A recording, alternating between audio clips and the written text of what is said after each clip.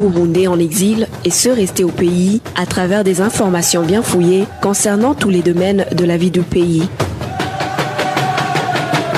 Le magazine Humura Burundi est diffusé sur le web via le site de la RPA www.rpa.bi. Humura Burundi.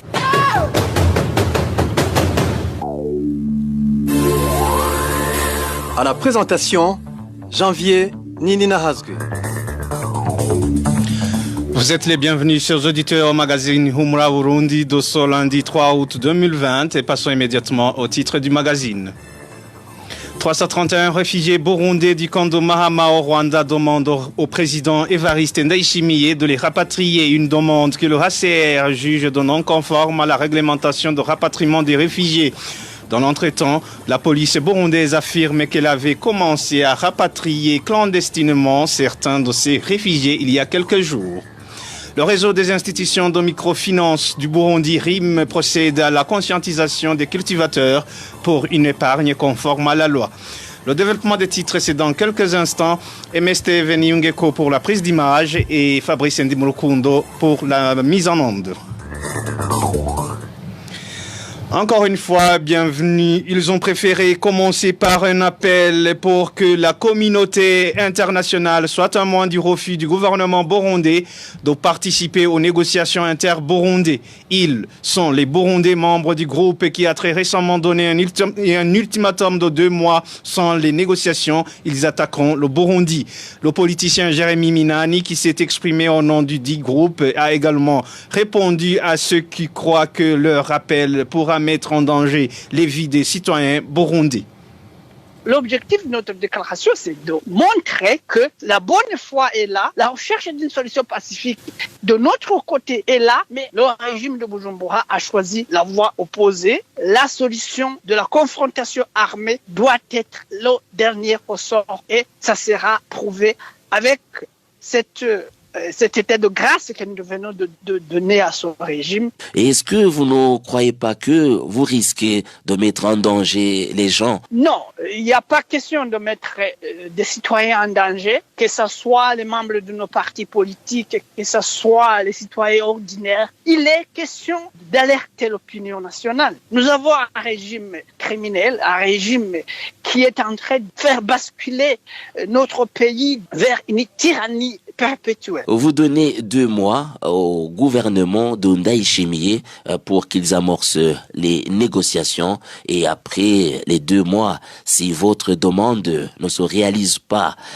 qu'est-ce que vous comptez faire? Après ces 2 mois, nous allons effectivement affronter ce régime par tous les moyens, y compris la confrontation armée. Cette résistance armée que nous allons commencer, qui nous est imposée par ce régime, c'est une résistance populaire. Ce n'est pas une résistance de Jérémy Minani, de tel général, de tel capitaine, non. La question des moyens matériels nécessaires, ça c'est pas vraiment un grand problème. Nous sommes déjà dans l'organisation de cette résistance. Ces moyens, nous allons les canaliser. Jérémy Minani répondait aux questions de notre confrère Innocent Valentin Singirangabo. Toujours dans cette rubrique politique et sécurité, il est encore très tôt pour faire un procès au nouveau gouvernement dirigé par le président Ndayishimiye. C'est l'avis de Gratien Lukindikiza, chroniqueur burundais. Pour lui, le nouveau régime a déjà posé des actes louables qui devraient être encouragés par tous. Gratien Lukindikiza exhorte par ailleurs le président Ndayishimiye à aller de l'avant en libérant par exemple des prisonniers politiques et d'opinion. Suivez Gratien Lukindikiza. Je pense qu'on pourrait pas donner des jours en disant 60 jours pour qu'il fasse ça et ça. Et puis sinon, comme certains politiciens le disent, notamment au niveau des discussions, s'il discute pas avec moi, il va voir ce qu'il va voir, il va y avoir des attaques. Je pense que c'est pas vraiment de bonnes idées. Ce n'est même pas la bonne politique, la bonne vision d'un politicien qui peut donner des jours à quelqu'un qui est au pouvoir, alors que la même personne sait bien qu'il ne dispose pas de pouvoir, qu'il ne dispose pas d'armes, de militaires, et en même temps, on peut pas parler des gens qui sont dans le pays, soi-disant qui sont avec ces politiciens pour lutter contre le pouvoir. militairement. C'est vraiment quelque chose de très dangereux pour le pays parce que, surtout que si le pouvoir veut évoluer bien, a besoin d'une stabilité. Si le pouvoir se retrouve dans un danger, donc il devient dangereux aussi. On a aussi intérêt à protéger la population qui est au Burundi, donc il faut qu'il y ait la sérénité. Il y a des idées qu'il ne faudrait pas avancer. Je pense que pour le moment, on est dans l'évolution des choses, on est dans le souhait, on est dans l'encouragement de ce qui se passe au Burundi. On ne peut pas demander tout, mais vraiment dans les médias, il y a des choses, par exemple, qui peuvent se réaliser, que le président il peut, notamment, c'est la libération des prisonniers politiques, y compris ceux qui étaient impliqués dans la tentative du coup d'État de 2015. Ça serait une très bonne idée, une mesure qui va dans le sens de la réconciliation nationale, dans le sens aussi de faire en sorte que les Burundais aient confiance en leurs dirigeants, que les Burundais sachent que le président Evariste Ndayishimiye a tourné la page, qu'il est dans l'évolution. Dans ces jours, on remarque qu'il y a beaucoup de mesures du président de la République,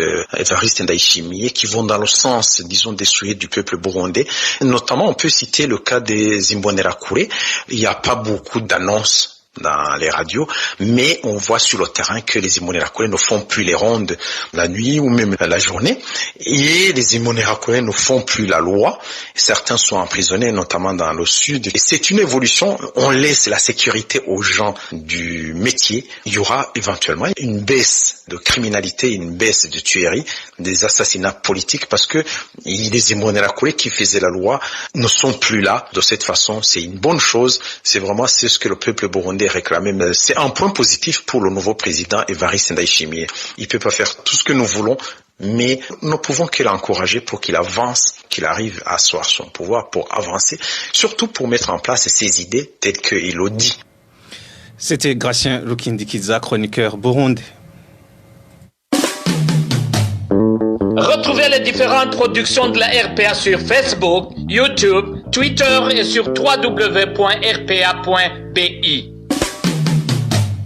Une liste qui comporte 331 réfugiés burundais d'Ikondo Mahama situés à l'est du Rwanda ont adressé une pétition au président Evariste Ndayishimiye pour solliciter un rapatriement digne et légal. Les signataires de cette pétition, nombre de 5 sur une liste de 331 réfugiés, avancent la raison selon laquelle la paix et la sécurité ont été recouvrées au Burundi. Seleusa Tungimana, un des signataires de la dite pétition, a été joint au téléphone par Emmanuel Nyungeko.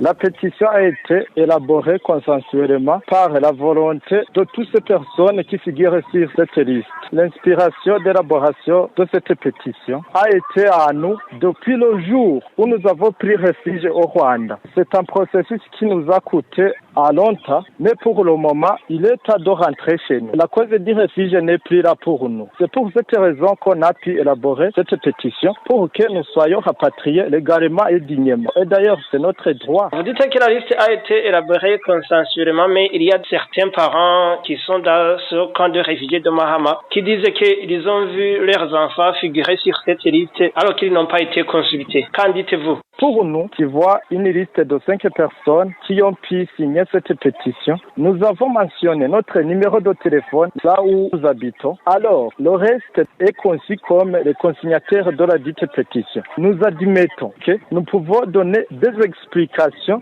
La vérité, c'est que ces gens sont des réfugiés de Mahama. Qu'est-ce qui devait être fait pour que vous puissiez rentrer dignement et légalement? Pour le mois de juin, on a écrit une lettre au président du cas de Mahama et on a donné une copie pour information au HCR et au MINEMA et nous avons mentionné quand il vient pour nous rapatrier. Nous sommes prêts. Vous avez écrit au président de la République du Burundi, mais en principe, le rapatriement est la charge du HCR. Je viens de te dire qu'on a donné des copies au HCR. Jusqu'à maintenant, on n'a pas encore répondu. Le rapatriement des réfugiés se fait par une commission tripartite, le pays natal, le pays hôte et le HCR. Tu peux faire tes réclamations au sein de l'un des trois. Je pense que la réponse peut être la même. Pour nous, il est temps de rentrer.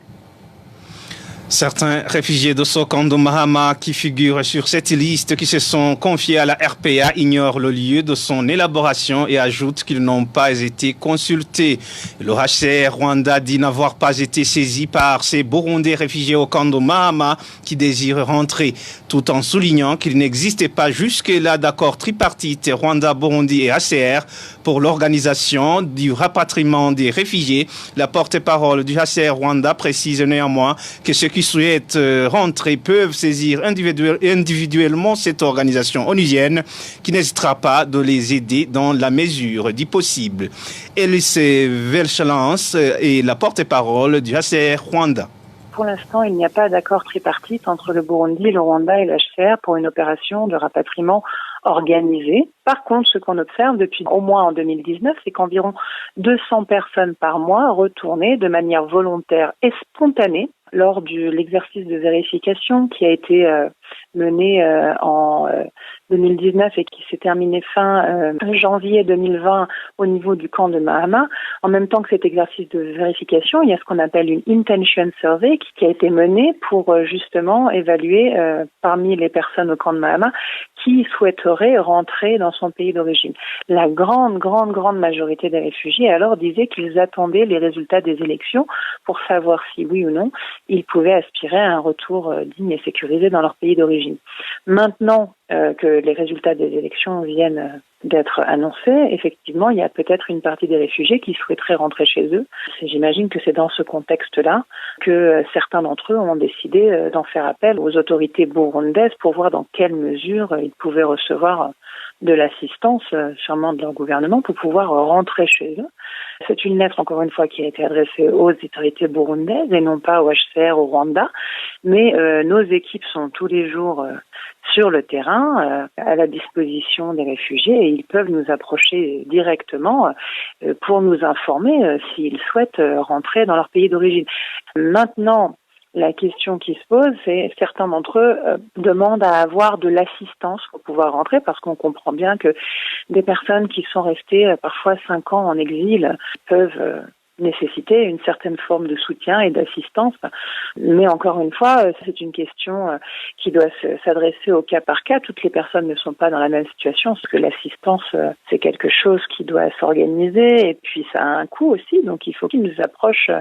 Parfois aussi, ils auront, avant de faire leur choix, besoin d'informations sur leur pays d'origine. Donc, pour qu'ils soient dans la mesure de faire un choix libre et informé, à ce moment-là, il faut qu'ils approchent nos équipes qui vont justement pouvoir les renseigner sur les conditions dans le pays d'accueil, mais aussi qui vont pouvoir, en travaillant en collaboration avec nos collègues au Burundi, mais aussi qui vont pouvoir évaluer leurs besoins et savoir dans quelle mesure il serait possible de pouvoir les assister pour leur retour en fonction de leur situation individuelle. Mais c'est une demande qui doit être posée individuellement. Elise Villechalance est porte-parole du HCR Rwanda. De son côté, le ministère burundais de l'Intérieur et de la Sécurité publique dit tout simplement attendre l'injonction du numéro 1 burundais pour passer aux préparatifs d'accueil de ces Burundais. Dans une conférence de presse animée dans l'avant-midi de son lundi, Pierre Nkurikiye, porte-parole de la police, a aussi révélé que ces derniers jours, la police burundaise avait aidé certains réfugiés à s'évader du camp. Suivez plutôt Pierre Nkurikiye, porte-parole de la police burundaise. Kabuhinga iryo kete twararibonye igisigaye ubu bibaza yuko iryo kete rishobora kuba ritarashika ino ritarashikira. En tant que technicien, nous avons déjà vu cette correspondance. Cependant, nous pensons qu'elle n'est pas encore parvenue au destinataire. Mais si une fois elle arrive à destination et que nous recevons des instructions au niveau du ministère, comme le gouvernement actuel est un gouvernement travailleur, un gouvernement qui gère le pays en bon père de famille, Leta Modi, Leta Vieilli, il ne peut pas être le parent pour une partie de Burundi. Ce gouvernement est le parent de tous les Burundais, ceux se trouvant à l'intérieur du pays et ceux se trouvant à l'extérieur du pays pour des raisons multiples, les réfugiés y compris. Le ministère de l'Intérieur est alors prêt. Il n'attend que les orientations pour qu'il puisse procéder aux préparations techniques en rapport avec le rapatriement de tous ces réfugiés qui se trouvent au camp de Mahama. On le fera même pour tous les autres réfugiés se trouvant dans d'autres pays que le Rwanda, ou alors pour ceux se trouvant dans différentes villes du Rwanda, puisque nous savons très bien qu'il y en a qui sont encore en dehors de Camp Mahama. Il y en a qui ont loué les maisons à Kigali comme dans d'autres villes. Nous savons où ils habitent tous. Ce sont nos frères. Nous connaissons d'ailleurs où logent individuellement chacun d'eux. Pour tous ces réfugiés, le ministère est prêt à passer à l'action. On ne va ménager aucun effort pour les rapatrier. Ici, comme d'ailleurs signalé par les réfugiés eux-mêmes, le gouvernement voudrait lancer un appel à tous ceux qui avaient l'habitude de freiner les réfugiés qui souhaitaient regagner le pays. Nous savons bien qu'ils pouvaient rentrer individuellement. D'ailleurs, nous avons l'habitude d'aider certains d'entre eux à échapper du camp. Ils nous ont dit que celui qui souhaitait rentrer se heurtait à plusieurs obstacles. Alors, vous qui empêchez les réfugiés à retourner chez eux, préparez-vous psychologiquement. Vous devez les laisser rentrer puisqu'ils ne sont pas rwandais, ils sont burundais.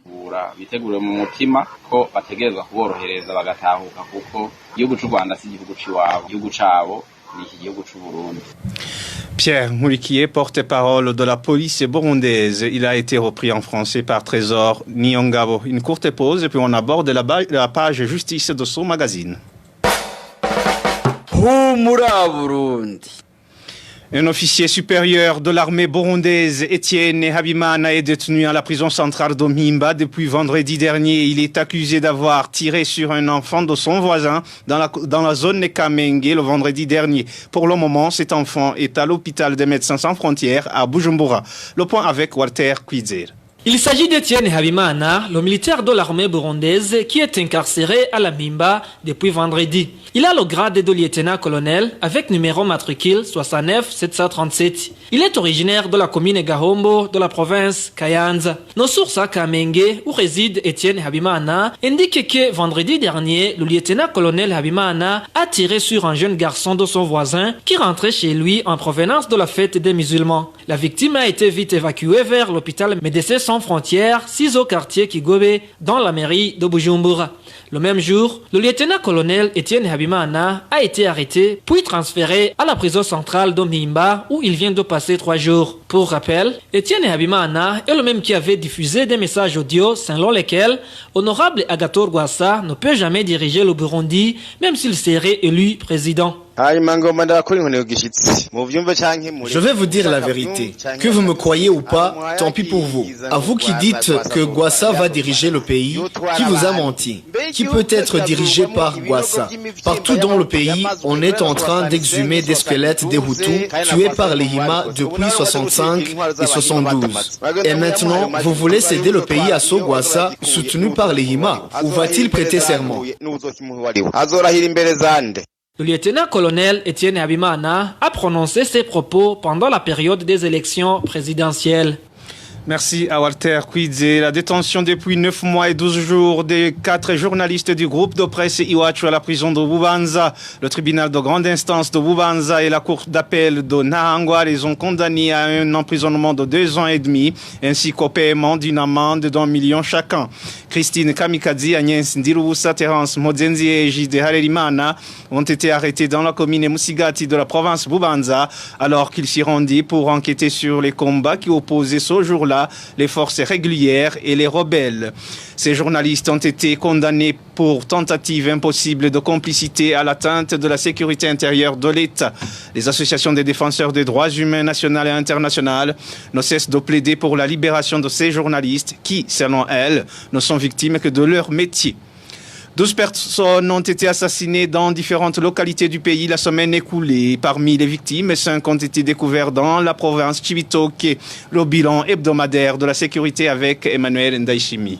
En province Chibitoke, 5 personnes ont été tuées. 4 corps en décomposition ont été découverts tout près de la réserve naturelle de la Kibira, si la colline Miave, zone Ndora, commune Bukinanyana, mercredi dernier. Selon les habitants de cette localité, les victimes portaient des tenues de l'armée burundaise. Une autre victime identifiée est un sentinelle retrouvé mort tout près du marché de Rugombo. Les auteurs restent inconnus. Dans la province Bubanza, un certain Syriaque a été retrouvé retrouvé mort dans les champs d'Iri en commune Manda le mercredi dernier. Les informations en provenance de Bubanza ont révélé que Siliak était porté disparu depuis 4 jours. Dans la commune Buhiga de la province Karouzi, 3 personnes ont été assassinées jeudi dernier. 2 d'entre elles qui vivaient sur la colline Bushirambeho ont été décapitées. La 3e victime, nommée Odas Gahungu, a été retrouvée mort sur la colline Moya. Le fou plane sur sa mort car certains disent qu'il s'est suicidé tandis que d'autres affirment qu'il a été tué. Dans la province d'Ogitega, Prime Sinda Abagila de la colline Kivumvu, zone Mutoi, commune Bugendana, a été tué lundi dernier. Les sources sur place indiquent qu'il a été tué lorsqu'il rentrait chez lui. Le même jour, encore sans vie d'un homme a été découvert au bord du lac Tanganyika, zone Rukaramu, commune Mutimbuzi, province Bujumbura. La victime n'a pas été identifiée et son corps était déjà en décomposition. Les administratifs dans cette commune ont donné l'ordre de l'enterrer. La dernière personne tuée au cours de la semaine passée est de la province Kirundo, Shirambere, âgé de 35 ans, a été poignardé par son père lorsqu'il tentait de s'interposer entre son père et sa marâtre qui se battait. Le suspect a été déjà arrêté. Le Burundi est à la tête du commandement de la mission africaine, de maintien de la paix en Somalie depuis ce dimanche 2 août. Le nouveau commandant de cette force de la MISOM est le lieutenant-général Diomède Ndegeya. Il remplace le lieutenant-général Tigabou Yilma de l'Éthiopie, qui était à la tête de cette mission depuis janvier 2019. Le parcours du lieutenant-général Diomède Ndegeya avec Onésime et Dushimagidze. Lieutenant-général Diomède Ndegeya est né à Rumeza, Corine Rusama de la commune de Songa en province de Bururi. Il est de la 18e promotion de l'ISCAM. Il a poursuivi une formation académique en Russie, en Chine et en France. Le lieutenant-général Ndegeya a occupé plusieurs fonctions, dont commandant de bataillon, commandant de brigade et commandant du groupement des études militaires supérieures, GMS. Il a aussi occupé le poste de chef d'état-major de la formation, CMF, et chef d'état-major général adjoint. Le lieutenant-général Ndegeya a également occupé la fonction d'attaché militaire en Égypte, puis conseiller politique et diplomatique du ministre de la Défense nationale et des anciens combattants. Il remplace le lieutenant-général Tigabou Yilima de l'Éthiopie, qui était à la tête du commandement de la mission africaine de maintien de la paix en Somalie depuis janvier 2019. Le lieutenant-général Ndegeya est le 2e Burundais à diriger la MISOM après le général Silas Ntigurirwa, qu'il a dirigé en 2014. Il a atterri ce dimanche à l'aéroport international Aden Abdoul en Somalie pour commander ses troupes de la MISOM en provenance de 5 pays d'Afrique, à savoir le Burundi, l'Ouganda, le Kenya, l'Éthiopie et le Djibouti. Merci à Onésime Dushimagidze. Dernière page de son magazine. La population burundaise rurale qui fait partie des coopératives de cultivateurs est appelée à faire des épargnes par le réseau des institutions de microfinance du Burundi, RIM en sigle. Annonce faite par Marie-Louise Kamikazi, la directrice exécutive de ce réseau des microfinances, dans une conférence de presse qu'elle a tenue après le lancement de la campagne destinée à sensibiliser les cultivateurs à l'épargne. Pour Marie-Louise Kamikazi, la campagne sera débutée par des séances de formation aux cultivateurs relatives à l'épargne conforme à la loi. Suivez. La campagne de mobilisation de l'épargne exercice 2020, c'est une campagne qui va s'organiser au niveau de 19 institutions de microfinance qui ont manifesté l'intérêt de participer à cette campagne, appuyée par le réseau des institutions de microfinance en partenariat avec la SIFIC. Partant du fait qu'aujourd'hui, le taux d'inclusion financière est à un niveau de 25,7% au niveau national, nous nous sommes donnés comme objectif d'augmenter le niveau des dépôts en matière épargne agricole, mais aussi le niveau du nombre de comptes ouverts pendant cette période de 2020. Alors, la nouvelle approche consiste d'abord à former à l'éducation financière 30 coopératives par institution de microfinance. Vous comprenez qu'on va former 570 coopératives pendant cette campagne qui commence avec ce mois d'août pour se clôturer avec la fin du mois d'octobre. Les 570 coopératives seront représentées par 2 personnes qui vont, par institution de microfinance, qui vont participer à ces formations. Par la suite, Ceux qui auront eu des formations en éducation financière vont sensibiliser leurs membres au niveau des collines, au niveau des zones. Par la suite, après les formations, on va mobiliser des coopératives à faire plus de dépôts. C'est le grand moment pour les institutions de microfinance de se rapprocher de leurs clients regroupés dans des coopératives, de présenter leurs produits d'épargne, de faire plus de connaissances avec leurs clients qui se trouvent dans des coopératives. Les épargnes alors seront mobilisées et à la fin de la campagne, les coopératives qui auront fait beaucoup d'efforts, qui seront les plus performantes, seront primées. C'était Marie-Louise Kamikazi, directrice exécutive du réseau des institutions de microfinance du Burundi, RIM en sigle. Et dans cette campagne de sensibilisation, le réseau RIM est appuyé par la fondation allemande de caisse d'épargne pour la coopération internationale. Et c'est par ici, mes chers auditeurs et auditrices, que nous mettons fin à ce magazine Humura Burundi de ce lundi 3 août 2020. Merci pour votre aimable écoute. Merci à toute l'équipe de la rédaction pour la collecte et le traitement de toutes ces infos. Merci à Steve Niungekwe et à Fabrice Ndimurukundo pour la bonne collaboration technique. À la présentation, vous étiez avec Jean-Denis Nahadzoué. Passez de bons moments chez vous. C'était le magazine Humura Burundi. Un magazine comptant pour relier les Burundais en exil, et ce toujours au pays, à travers une information de qualité.